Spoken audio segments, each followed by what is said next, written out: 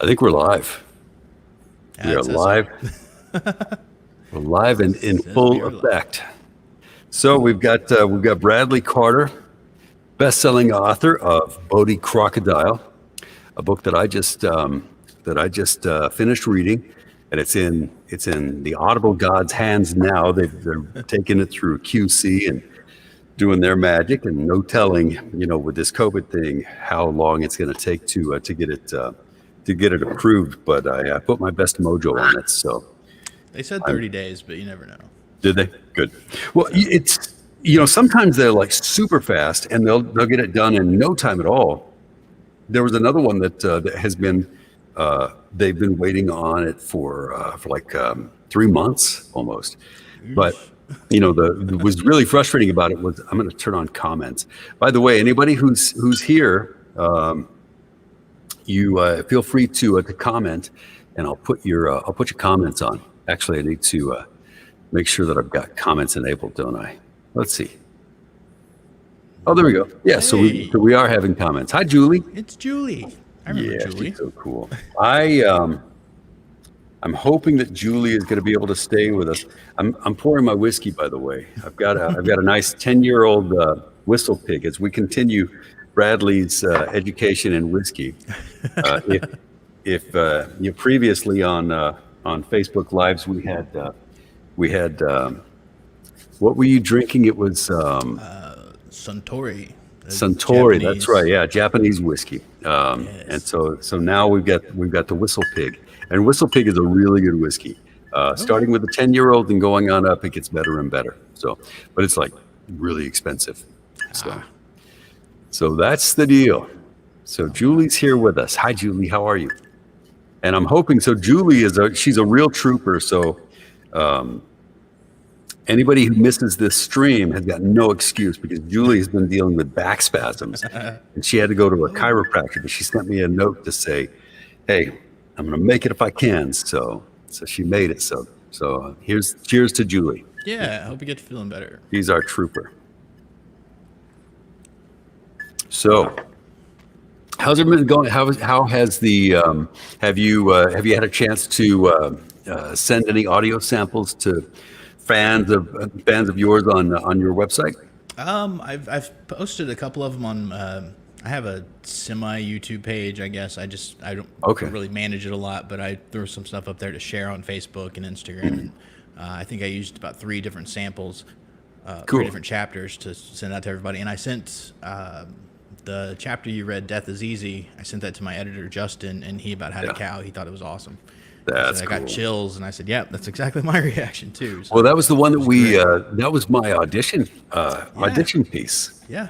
I remembered that. It was funny when like we did that, and then you said, "Okay, you can do it," and I was pretty overjoyed because I thought it was really cool. Like, the book is just if you can see the graphic behind us here, this Bodhi crocodile, that is like the feel of the book to me. I mean, it's very what's that what's that phrase? Cinema noir. Oh yeah. Yeah, kind of. It's just kind of gritty. It's gritty and it was pretty cool. I give props to my friend Amy Wilkie for doing that. She nailed Bodhi. I mean, just I've said this before, but I imagined him in my head, and I kind of sketched him on a napkin and sent it to her, and she Yeah. pulled it out perfectly. I think that's I exactly how Bodhi saw. looks. You know what I'm going to do? I want you to tell me. So we're friends now on Facebook, and so I'm seeing your posts, and you're seeing my posts, and your posts are cool. They're like all sorts of fun stuff. My posts are just like you know dirty pictures and politics. So The short sausage was funny. I saw that. I had to share that one. yeah, but so anyway, I've I I've been looking at your the artwork that you have for your books, and it's just amazing. I mean, it's really really looks cool. It captures you know definitely captures that mood. Yeah. But so I was going to ask you about there was something really important that I was gonna ask you, and it totally just like Brain fart. flew. So I was like, okay, I post politics and sausages. You post these cool things. Oh, that I know what I Dad was going to jokes. ask you about. You were talking about, hey, these are the two guys that I had in mind when I was doing or when I was thinking about Bodhi, if I were to cast him in a movie, who would he be? So like tell me about the two that you thought were really cool. While you're doing that, I'm gonna search on the web Okay. and see if I can find them. Okay. The one I had in mind first was Flula Borg. He did a viral video a long time ago. It was Jennifer poops at parties. He's a German guy and living in America, and he didn't really understand. Jennifer's a party pooper, and he didn't understand why she poops at parties. He didn't understand that phrase, so he went viral with that. But now he's been on Conan. He's a hilarious guy, and through this whole quarantine thing, he's been like an internet sensation. Yeah, Just kind of helping kids with their homework and just all kinds of stuff. And he's hilarious. He looks he exactly is. like Bodhi.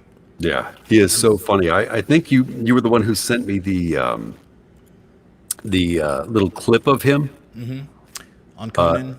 Yeah, on Conan, and that was like real. I mean, the guy is just like he's a big guy. Let me see if I He's can. 6'3", just like Bodhi is. And Yeah. I've told people if Bodhi were to walk off that cover, it would be Flula Borg. Yeah. But I also had I don't want to say his last name because it's not pronounced the way I. Oh yeah. Nelson from the Ozark on Netflix. He's another one. He's another Oh guy yeah. that. That guy. Yeah, he kind of stole the show. I think kind of in the same way. Well, so Ruth in Ozark is like, she to me is like the star of the show. Oh yeah. But this hitman was pretty. He was pretty scary looking guy. Yeah, I saw him last season on a scene where he's sitting on a couch and he pulls out his gun and he's sitting there. And I texted Justin, my editor, and I said, "Give this man a crocodile, and he's Yeah. perfect." So that's Flula Borg. That's Flula. Yep. Yeah. He's hilarious. Yeah, he is a really funny guy. And I always thought with his German accent, if he ever did play Bodhi, I mean, he wouldn't have to worry about it because Bodhi doesn't speak. So easy role. Well, yes and no. I mean, I think that's one of the things that, like, you don't have your, it's kind of the opposite as being a narrator. Like, as a narrator, you have to act all of these scenes and these roles and these characters, but there's a certain, you have to be a little more expressive in order to convey the emotion sometimes because you don't get to, people don't get to see your face when they're, when they're listening to the book. But it would be the opposite for him. Like, he doesn't get to talk to convey what he's, what he's thinking. So he's got to do it with his face, his facial expressions, and his body language, and Right. and all that. So Yeah, I think he could pull it off, but I think either one would be perfect for it. yeah, Like yeah. I said, I mean, Flula obviously looks like he belongs on the book cover, but he's also the same height. But if I had Nelson on there too, I wouldn't complain. Nelson's pretty awesome. He actually contacted me on Instagram last Oh week. yeah, that's pretty cool. Yeah, it was just kind of a shot in the dark. I thought, I'm just gonna let him know, hey, I've got this book out named Bodhi Crocodile, and if it were ever to make it to film, you'd be one of the characters I'd cast for it. And I swear, I was a few days later, I'm getting ready to go to sleep. I was halfway to sleep, and my phone dings with this weird tone. Yeah. It wasn't like a text message, and I checked it. It was from Instagram, and it was Nelson saying, hey, Wow. I'm interested in this project. And I thought, oh God, I have no film experience whatsoever. Yeah. The past couple of weeks, or the past week or so, I've been reaching out to people, script writers and stuff, and we're kind of trying to work something out. And Yeah. the biggest deal with that I have is I get so excited, and when you get so excited about something, you fear more that it's not going to happen. So I've just been, Yeah. my emotions have been bouncing off the walls. But Well, if yeah, I and could get Bodhi to film, that'd be amazing. Yeah, you probably have to, here is Nelson. Yeah, there's Nelson. And so, He's I mean, it's really cool just to, just that he's he was tuned into what you were doing, and Yeah. said he was interested. So I mean, things work out, they don't work out. Yeah. That's kind of like that's part of the game, right? Yeah, and Nelson's given me some excellent advice. He even said, I'm busy with Ozark season 4 and another project. He said, if I'm still your Bodhi Crocodile in the future, we'll work something out. But he said, I'll never forget. He said, I'm back here supporting you. I'm rooting you on. So whatever you guys, whatever you do in the future, and I think that's great that somebody cares enough to and really loves Bodhi enough to follow along. So how about the other characters? Who are we going to cast for the other characters? I was thinking about this. It was kind of a shower thought the other day, just random off the wall. But I talked about doing Skinner's voice with Michael Wincott from The Crow, and then I started imagining him like with the long hair, and he's probably older now than he was. I think he'd be perfect for Skinner. Just if that were a thing, but. Yeah. I don't think he's done much recently. I haven't seen any movies or shows. Yeah, I haven't seen him do anything. Maybe after working in the on The Crow, that topped it off, soured him on it and said, "Yeah, I think I'm done with this." What a terrible story. I mean, I remember when that happened, and there was a couple of things that happened to these. Like these stars in shows relatively close to each other. There was a soap opera star named Eric Hexum. Now you're probably not old enough to remember him, but he was playing with on set with a one of the stunt guns and put it up against his head and pulled the trigger. Well, it's not a bullet, but it's a packed it's gunpowder. It's packed gunpowder. And he shot himself in the head, and that little there's like a wad of paper that comes out, and it actually went into his temple, and he ended up dying. Oh wow, that's horrible. Yeah, so it was terrible. And then here Brandon Lee comes on. I don't know if that was his debut, if it was his acting debut, but I think everybody was pretty jazzed about him being being in movies after his dad. Yeah. He was kind of like sitting filling his dad's shoes. So I knew him to be in a couple cheesy action movies before that, but I can't think of any titles off the top of my head. But yeah, that was like his main role, like his breakout role. Yeah, I think. Yeah, that was terrible. And I've seen some interviews with the actor. I can't think of his name. He played Fun Boy in The Crow, and he's the guy that pulled the trigger. Oh wow! Killed Brandon, and he quit acting for a couple of years, I think, after that, and then finally had to deal with it and come back. And yeah, well, it was it. I don't remember what the upshot was from that. Like how is it that a live round found its way into a set piece? Yeah, but. It'd be interesting to know, what happened. So let's talk about Bodhi a little bit more, and the stuff that went into creating this character and this story. How did you come up with the idea for Bodhi? For Bodhi, it was different from the other 6 books I'd written. The first book was based off of real people. They kind of developed their own characters, and then it kind of spawned from that. I had spin-off characters. My first book has 4 parts. I'm working on the 4th part sometime soon. But with Brightside, and I have a book called Son of a Bitch. I love telling people that. With those characters, they just kind of wrote themselves. But Bodhi was completely different. I woke up one day. I literally just woke up, and he was there, and just.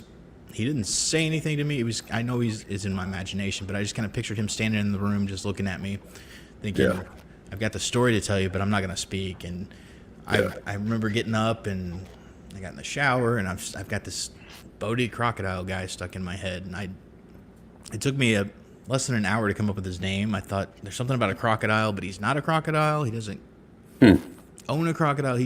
but he Yeah. carries with him this toy stuffed crocodile, and he got this name Bodhi Crocodile, and Yeah. he pretty much when I was writing him, it felt like he's standing over my shoulder, just kind of telling me what to type, what to write down. It was pretty cool. There was a scene that you wrote in the book about Bodhi Crocodile, and I don't think it's. I mean, I don't think we're going to be doing any spoilers by talking about this. But you kind of explained the difference between the way Bodhi took care of this plush crocodile, and even that the first crocodile that he won in that little arcade. The difference between the way that he was caring for these animals or this plush and the way a child would. That he wasn't. It wasn't that he wasn't able to understand the distinction. He wasn't able to get the distinction in the two things. It was kind of a symbol of something of an overarching maybe mission. Yeah. I mean, obviously the plush had a lot more meaning to him because of what happened.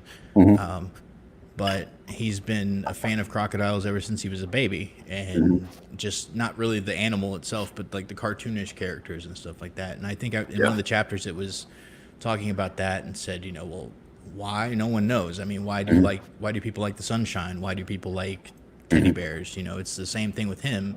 Yeah. And he just feels more connected to them. And when I was a kid, I was fascinated with alligators. I owned an alligator when I was little. No kidding. Yeah. Well, so my brother, this probably gives you an idea of like how old I am, that you could go to a pet store and just buy a crocodile or an alligator out of a pet store.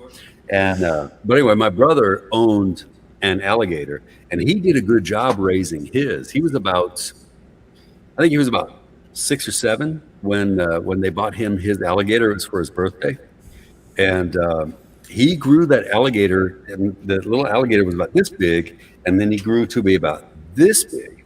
And at this size, an alligator can take off your fingers. So, I guess my folks decided, well, this is probably not a good idea. And they took him and donated him, Allie the alligator, to the local zoo. Wow. I had $10 on me. I was like, I think I was 9 or 10. And so I went to the pet store and I bought myself an alligator. And I brought him home, and I knew that my mom wouldn't let me have him. So I kept him a secret. And so the way that you feed a little baby alligator is you kind of pry their little mouths open with the eraser part of a pencil. Like pry it open, and then you get a little piece of hamburger, and then you like tuck it back in there, in his mouth to the back of his tongue, and then you take the eraser out of his mouth, and he chomps down and he eats the hamburger. Then later on, you can, like when they get to be a certain size, then you can start you putting goldfish in their aquarium, and they'll eat goldfish. But not That's interesting. Yeah, I mean, in that I only had $10, I didn't have enough money to buy an alligator and an aquarium, so I kind of had to keep him in a shoebox, and I didn't have the fine motor skills required to navigate opening a crocodile or an alligator's mouth with a pencil eraser and then shoving a thing in there and doing it without getting bit. Sure enough, the pencil eraser slips off. He like chomps down on my finger. And what do you do when something chomps down on your finger? Your first instinct is to go, ow. Yeah, yank it away. So I do that, and this poor little alligator goes, and like flies off. Well, me being a 10-year-old, I had a 10-year-old's room, which was just a catastrophe. And this alligator went flying into a pile of clothes or toys or whatever. I don't know what. I could not find Allie the alligator. I named my alligator Allie as well. I could not find that alligator to save my life. The alligator just like disappears, and I'm like, wow. Having a brain damaged 10-year-old brain, I kind of, thought, well, he'll turn up when he gets hungry.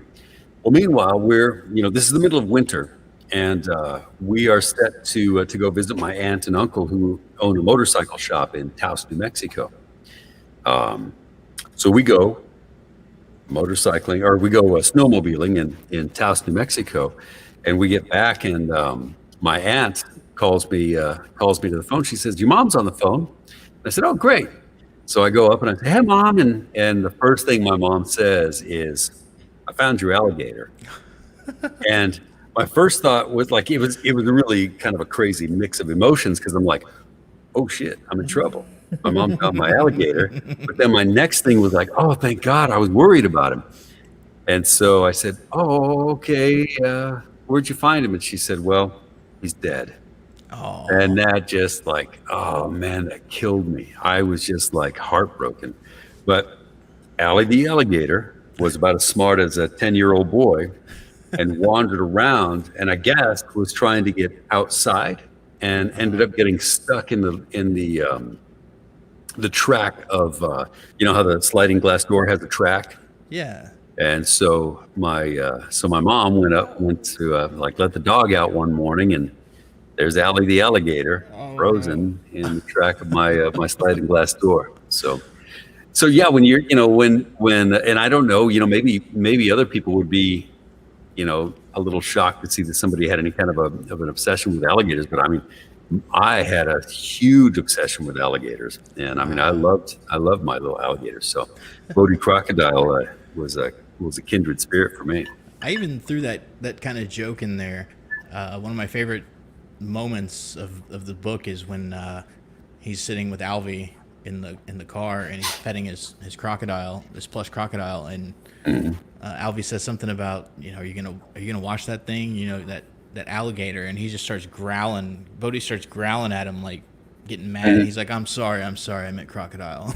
Yeah. There's a distinction between crocodile and alligator. It's like, don't call him an alligator. Yeah, that was pretty cool, man. I'm not even going to say anything, but I mean, there was a huge surprise in that book.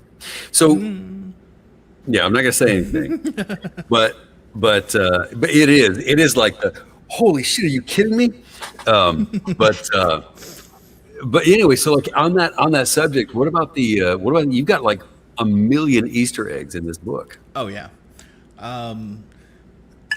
This is I think my favorite part about writing is dropping these little hints, foreshadowing, connecting other books that I've written, giving, for example, there was one thing in the scene where Freddie brought Bodhi some food, and we were talking about the food tasted good, as any world famous chef would appreciate. And I really wanted to write Gordon Ramsay in there just to kind of give a shout out. But we already have Freddie Gordon, so I didn't want to confuse readers. Right. But I love giving shout outs to people. I love doing that kind of stuff. Especially with the foreshadowing, the Easter eggs. There's a lot of stuff that relates to my previous books. But the frustrating thing about it is, though, that you can't really tell anybody about it until they've read the book, until they know then the you story. have to go back, yeah. Then they well, go yeah, back. you told me. I mean, I caught a few of them, but when you told me about all of them, I had to go back and look at them and say, "I'll be damned." That sure enough, that was like sitting right there. Yeah. So The biggest twist is throughout the story, you're trying to find out about this green hat character. He's a killer. He's going. Everybody's chased him. Alvy's kind of the private investigator on the case, Yeah. and of course, he has to go in hiding, so he can't work on him. The police are trying to find this guy, and you really don't know. That's the biggest twist at the end, is who is Green Hat. And everyone I spoke to that's read it did not see it coming. But there's a chapter, I think it's chapter 20, called Mac the Knife, and they have Bodhi and Alvy sitting around listening to music, and he plays this record by Bobby Darin. shit, that's right. I didn't even think about that. Yeah. I wrote it in to where I pulled up the lyrics to Bobby Darin's Mac the Knife, and I thought Mac the Knife is about a killer who's loose on the streets, just like Green Hat. Right. There are hints of who Green Hat is in the lyrics of Bobby Darin's song. I highlighted them and kind of put those together. So if you go back and you kind of want to try and figure it out.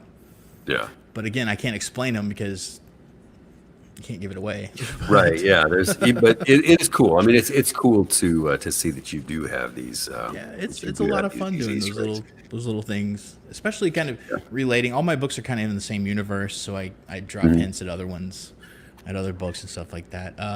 Yeah, that's cool. I think that you had mentioned there was something about some of the some of the characters from your other books being in the in Bodhi and then vice versa, right? My first book, Red Flags, had a villain named Craze. That was his nickname. Hmm. He actually got his own book, and in the third part, I wrote a book called Valiant, which is kind of the third part of the Red Flag saga, and we get to know Craze's real name, which is Christopher.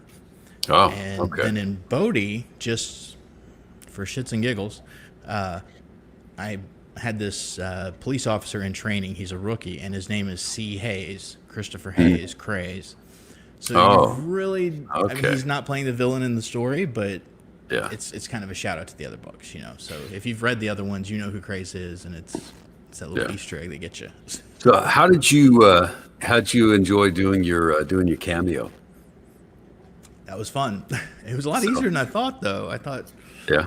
I put it off. I kept putting it off, and I was having Yeah. problems with my computer. And when I got to it, I thought I got really nervous, but I thought that was a good idea, putting Yeah. little voiceover in.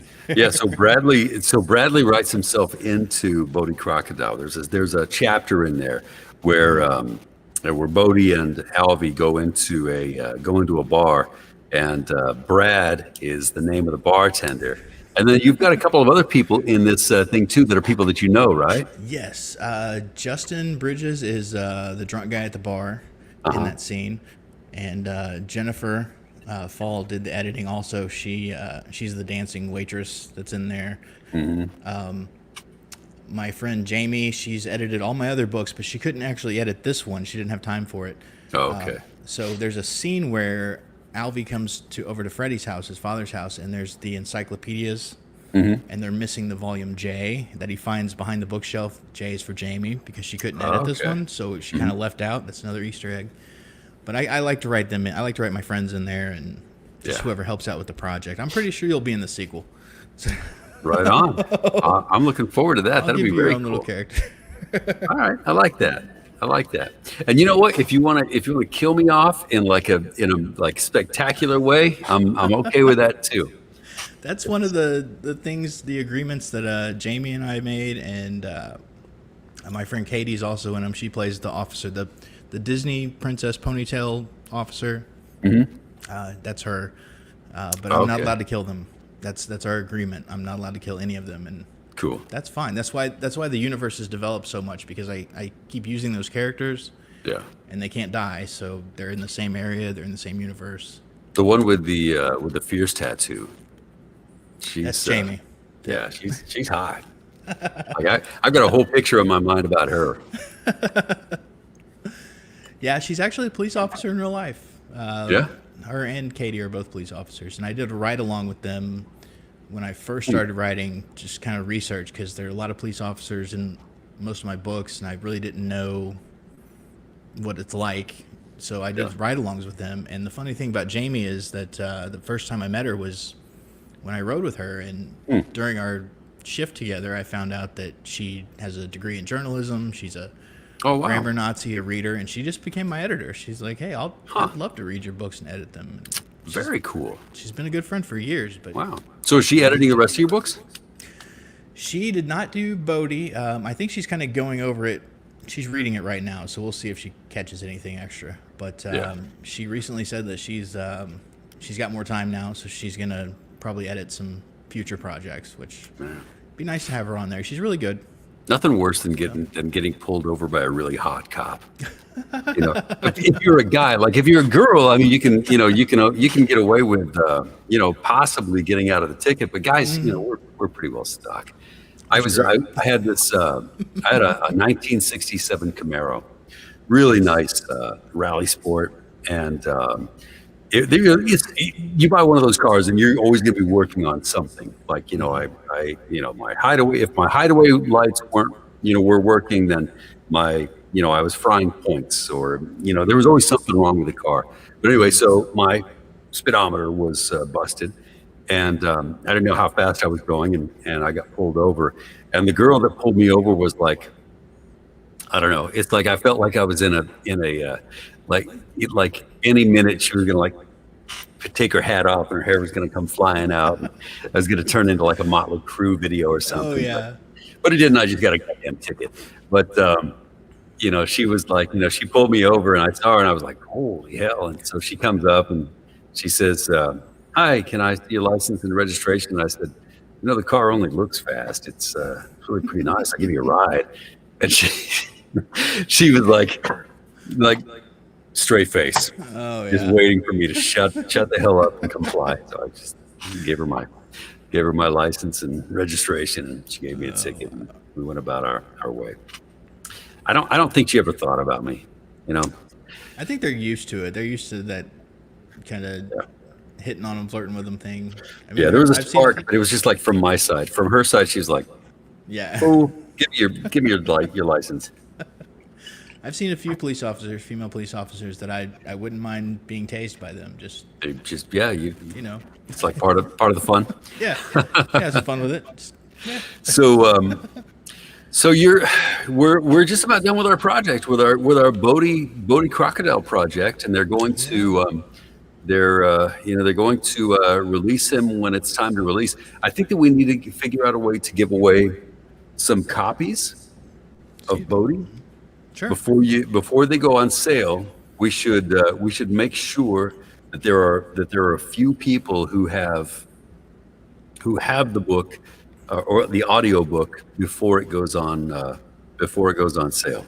Yeah, that'd be awesome. So we need to figure out a way to do that. So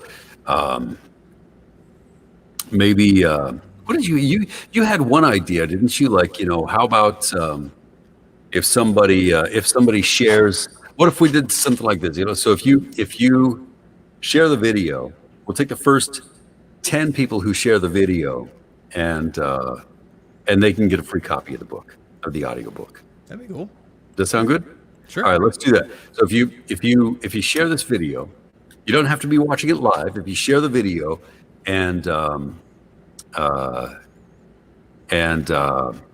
then you'll automatically be entered in the thing. Like first 10 people who will share the video with a couple of people will get the book for free, and you won't even have to wait for it to go on sale. That sound cool? And even if you don't, I think there's when the book does come out, there are free promo codes also. I mean, there's like limited number of promo codes we can give away for a free copy. But sure, we'll do more of those giveaways as one. I mean, we're gonna have to celebrate with more whiskey when the book comes out too. Yeah. So I mean, any excuse for me to drink is a good one. So Julie, let's answer Julie's question, and then I want to talk to you about what you're about. What's in the works now that we've got Bodhi in the can. So Julie is asking, do you write more than one book at the same time, and how do you keep those ideas flowing? And Julie, by the way, is also she's writing and working on developing her voiceover career. Awesome. Yeah, I made the mistake with writing 2 books at the same time. I promised I would never do it again. I did it with Valiant, which was a really dark, gruesome thriller and part of the Red Flag saga. And then I also, on the opposite end of the spectrum, wrote Son of a Bitch, which is a comedy about a drunk sketch artist for the police department. He's a sex addict. He's a drunk. He's hilarious. And that sounds kind of funny. That reminds me of the Duchovny. There was a series on HBO that starred David Duchovny. Oh, was it? That was really funny. And he was like, he was a writer, wasn't he? Yeah, he was a writer. He had published a book. Somebody stole the idea and made a movie out of it, and he just kind of hated his life through the whole thing. I can't remember what the name of the show and he had this terrible Californication, yeah, and he was like, he had these weird sex hangups, like he liked girls to punch him in the face while they were doing it. This guy, his name's Wally Redman, and he gets drunk, and they bring him into the station anytime they have someone to interview, and he'll be talking to him, and he's like, does he have a mustache? And the person's like, no, and he's like, I think he had a mustache, and he kind of doodles. Oh, really? He's just drunk. He's hilarious. Yeah. And he never talks about sex. He always refers to it as like taking grandma to Applebee's or Yeah. just random silly names for sex. But it Yeah. was kind of weird writing both of them at the same time. I would write Valiant, and I'll be honest, I would kind of sip on a little bit of drinks. And by the time I got to the point where I couldn't no longer work on Valiant, I thought, well, this is the perfect time to work on the drunk character. But Yeah. in the end, it was like I have two projects Yeah. going out at the same time. It was a hassle. But Oh yeah. Okay. I So swore I one would never idea at let a it go. time. Yeah. What do you do to so is it like a conscious effort to keep ideas going? Do you walk around with a notebook and jot down ideas when you see them or hear them I or is think it just it's weird, and I don't mean to sound indifferent, but it's like people ask me, "Do you ever have writer's block?" And I say, "No, I have a whole list of stories I want to write that are coming in yeah. the future. I really wish I could write them all at once, but I can't. But I never have a problem coming up Coming with up with ideas. They ideas. just kind of come, and yeah, I'll jot them down. I'll throw them in my phone if I'm not around pen and paper. But if anything, if I'm writing a book, focused on one book, I'll be outlining something else, and just kind of keeping a list. But Yeah. So what's coming out next? I'm kind of going back, taking a step back from the emotional thing like we did with Bodhi. Bodhi was a really heartbreaking story. Kind of going back to the thriller, the psychological thriller. I've Okay. got a project called In This Room, Oh, and nice.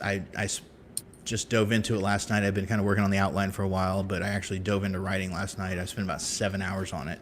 Wow. And even there are moments where I had to stop and I'm like, holy shit, like this is intense. I saw the video that you did for it. So do me a favor. The trailer?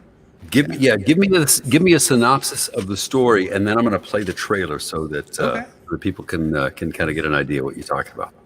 In This Room is about Calvin Delacroix. He's a young guy. He's been handed everything on a plate. He's got a beautiful wife he's known since childhood.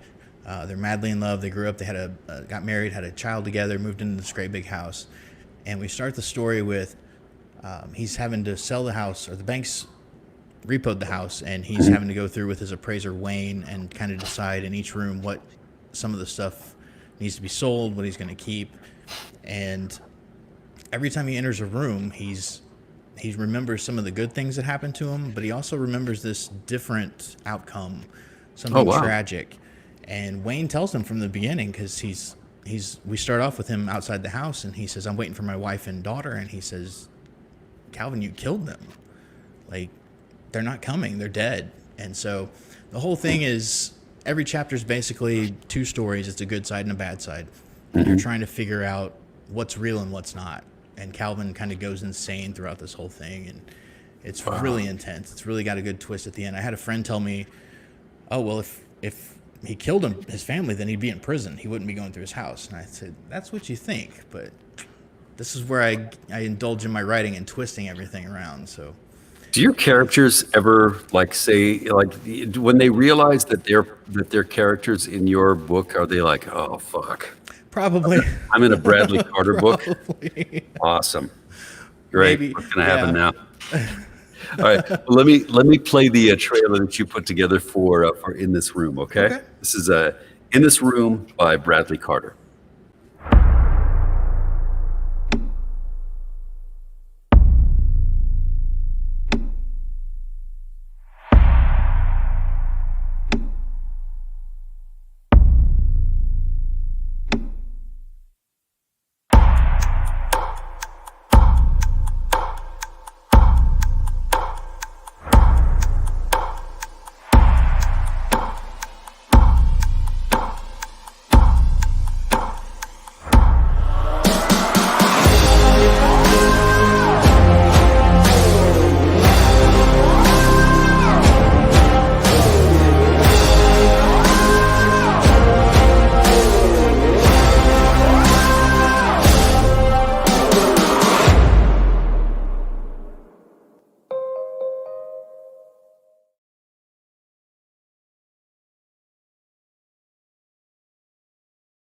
It's so Yikes. creepy. Holy cow. I use that as a moment to run and refill my drink, by the way. But That's pretty intense. I saw you there. So yeah, like it takes over the video for everybody else. But I looked down at our like our little individual pictures of that. I saw you like running out of the door. I'm like, where the hell's he going? Is he? I'm hoping he's gonna be back by the time this thing is over. oh yeah, I just had to get a refill real quick, but we're good. Yeah, that looks really really exciting. It looks really I don't know. Screaming kids outside. Sorry. I don't know if you can hear them. No, I can't even hear him. Okay, good. But then again, I can't hear myself anyway. So I really I think that's a pretty interesting premise for a story. So I think that's really cool. Another Easter egg that we were talking about Easter eggs and stuff. After in this room, I have a couple other projects. I have a book called Anastasia Euthanasia that I'm outlining right now, and also maybe a Bodhi sequel that I'm currently outlining. But if you read Bodhi Crocodile, the main character goes to a diner where he meets his friends, meets his new friends, and it's right next to a massage parlor, which will associate with Anastasia Euthanasia. And cool. Then next to that is a hair salon, which Bodhi's mom went to, but it's also the salon where one of the main characters from In This Room goes. So they're kind of associated, but you don't have to read one to understand the other. They're completely different stories. Yeah, but it's really neat that you're kind of tying all of this stuff together. Like you're kind of creating this world, like this city. Yeah, I love doing that, and especially I love doing the kind of hints and the Easter eggs, and I also love the twists. I mean, I won't write a book unless it has a good twist at the end. Yeah, and In This Room is definitely. Oh man, Bodhi's got the coolest twist. I mean, it's really hard not to, like, I'm sitting here talking to you and I kind of forget, okay, there are people watching, and I don't want to give anything away, but it is cool. There's some pretty. What was your favorite? Did you have a favorite scene or a favorite interaction with Bodhi or? In Bodhi, so I'll tell you, I had a few favorite scenes in Bodhi. There were some that were just like, oh shit! Like they were so emotional that it was difficult to to get through them. But there were also some scenes where I felt like I was getting an idea of what was going on, but in the end I didn't know what was happening. But there was one. So you tell the story. Some of the stories about. Green Hat, and the ways that he does things, and it's really cool. So I think I can give this away I think I can tell this without doing any spoilers. But so Green Hat is a killer. He's a hired killer. Right. You can contract Green Hat if you want. All you have to do is find your way into the dark web, and then there are certain forums that you go to, and then you get to the forum. And you can send a message to this particular person, and you send them an email with your story about this person, and what the thing that they did, and then you say something like the world is a better place with you in it, and then you do a PS, and the PS is a really cool. Well, it's cool for like sickos, if you have to have a little bit of a twisted mind. But anyway, the PS, you have to give him a hint in order to tell him how you want your target to be snuffed out. Like if you say, PS, be sure to get ahead of this. That means that you want that person's head. Yeah. And or if you say something like, hey, take a stab at it. You never know. That means you want them stabbed through the heart, and so forth and so on. Like I'm sure the result will be electrifying. You want him electrocuted or whatever. I think that that was a really cool thing. But anyway, one of the ways that he killed one of the people in there kind of gives you an idea that maybe Green Hat is not like maybe there's something more to him. That bears some thought. So that's all I'll give on that. So All right, man. Anything else you want to say before I cut you loose? No, the kids outside are playing. I don't know if you all can hear them. I can hear them, but they're like banging sticks around. So. Oh, really? But no, I mean, as always, I appreciate you having me on, and I like I said, we're friends now, which is awesome. I think that's an awesome outcome. I'll tell you again that you did an excellent job on Bodhi's audiobook, and I can't wait for people to hear it. I appreciate it. Yeah, man, I'm really looking forward to this for this book getting out. I was really jazzed about putting it together, and I felt like it was an important book to do a good job on. So I'm hoping that people are going to dig it. There's a sequel coming. I guarantee it. There's a sequel in the works. So very cool. Definitely going to hire you for that. If I get to be on that sequel, that'll be the most awesome thing. It'd be very cool. Definitely. So, all right. Well, Bradley, I hope you have a great rest of your week, and let's keep in touch, and then we'll let everybody know when the book goes on sale, and as we get notifications as to hey, if you shared the video, it shows us when it'll say something like so and so shared this video, and so when we see that, then we'll mark it down and make sure that you get your copy of Bodhi Crocodile before it goes on sale. Definitely. And also, real quick, I'm trying to put together some more giveaways and stuff. Copies of the book, Bodhi. And a lot of people have been requesting their own alligator. Or crocodile. Oops. Crocodile, yeah. But you can't have this one. This guy was my Wilson to my Tom Hanks while I was sick back in April. But oh, wow. Okay. Just one like this. I'm giving away some free crocodiles. Oh, very cool. So do we go to your Facebook page or your Insta page or all of them? I'll keep you posted. I'll try to put together some more giveaways and stuff in the future. So yeah, very good. Just keep an eye out. Author Bradley Carter, thank you for all your time, man. Sure, thank you. All right, we'll keep in touch, and we'll let you know when the book is imminently on sale. Okay. All right. All right. Take care. Take care. Bye.